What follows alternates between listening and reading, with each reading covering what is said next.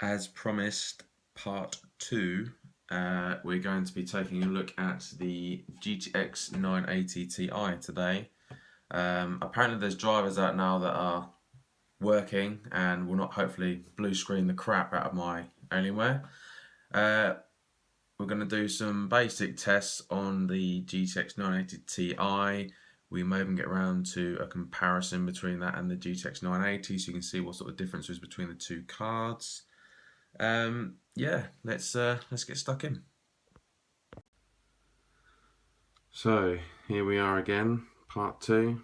Currently we've got the GTX 980 in the amplifier. I have managed to obtain once again my friend's GTX 980 Ti card. It's the same one as last time. It's as before, a reference card.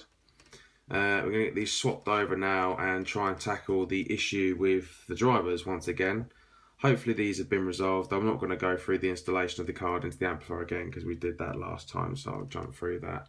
Although I will just mention, make sure you do get your 2 screws out. Your power supplies need to go on the end, and there's a little clip down the back there. So yeah, once again, once you've done that, pretty straightforward swap. So we'll get that done and I'll be back in a sec. Okay, there we are. So we've got the GTX 980 Ti housed back into the amplifier. I'm not going to go over the installation process in terms of taking it out and putting it back in. Pretty simple really. Power cables connected, screws in at the top, and there is also a tiny little clip down the side here, little white clip. It should focus in that you need to make sure you got it pushed in if you're going to eject the card.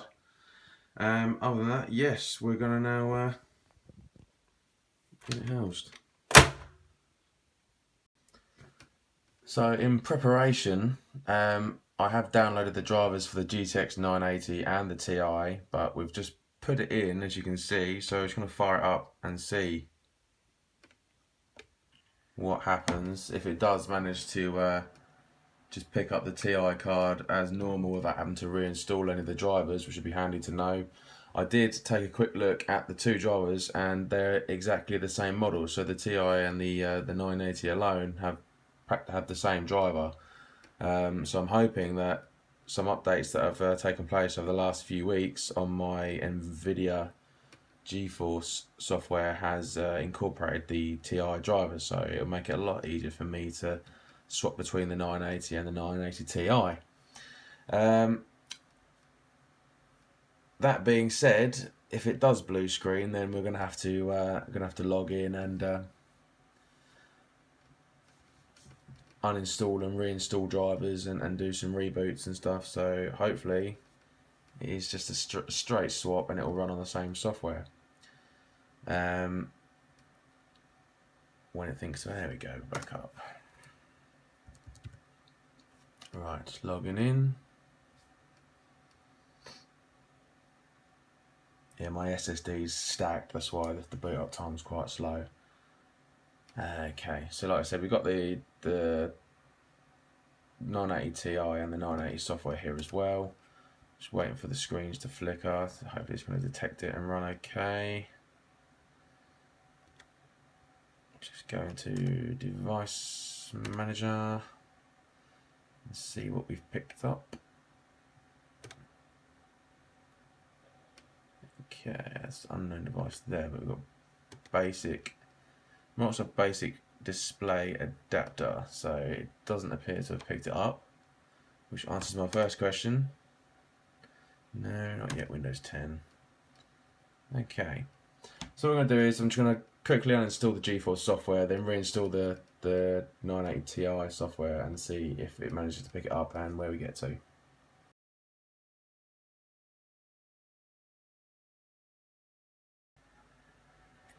Okay, we're back. So what we had to do, I had to uninstall the NVIDIA GeForce software off the laptop, and then I shut down, disconnected the amplifier, rebooted, and downloaded the correct software, which was the one I said from NVIDIA's website. You literally just go to it, select GTX 980 Ti and your operating system, ran that completely, did the installation, reinstalled everything, and literally shut down, connected the amplifier, and we are here again. So we're just booting up first time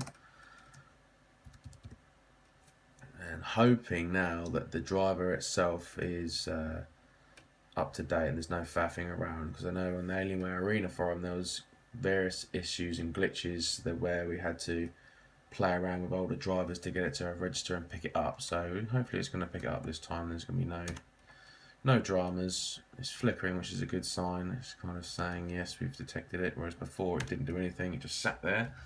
Okay, right, so as we can see, let's get a bit closer, we do have a GTX 980 Ti connected. That's fantastic. So yeah, then asked everyone's questions. The Ti does work on the amplifier, is working now. The new version of software which Nvidia appear to have brought out is the 35850 version of their software, which incorporates this and the 980 Air and all the mobile drivers. So this one is the correct one to install. Oh, it's just finished. Flickering. Okay. So there we have it. The GTX 980 Ti, second time, is in and working. All I had to do in the end, I'm not too sure if I had an older version of the GeForce Experience installed on my laptop, so completely removed the GeForce Experience, downloaded it directly from Nvidia's website. You just literally pick the Ti card in the selection, download. The download for the Ti and the 980, even though they're separate cards, they run exactly the same software, so it appears that they've merged and it's working. After I downloaded the software, shut down, disconnected the amplifier, booted back up, reinstalled the Nvidia software, shut down again, reconnected the amplifier with the Ti card installed, booted up, and away we go. We have the Ti installed. So much easier this time round. There's various issues with it on Windows 10. I've seen quite a few people on the Alienware Arena forum are commenting saying that since they've upgraded to Windows 10 there's been numerous issues, which is what I'm probably going to encounter when I do the Windows 10 video for you in the not too distant future. But I will cover that in my next videos. I'm going to do some FPS testing on the Ti card now with some of the games I've played before to see how it fares on 4K. Hoping we're going to get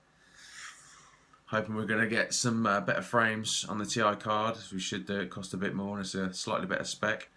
But as for the installation, yep, same as before. Follow the instructions in my last video, install it, away you go. And if you have the GeForce software installed, it's better off just uninstalling it and following the steps I just said, basically, because for some reason when I booted up last time it didn't detect it at all. I think I might have had an older version of the software on the computer, so easy just to remove it, reload it, and away we go. And I shall see you guys pretty soon.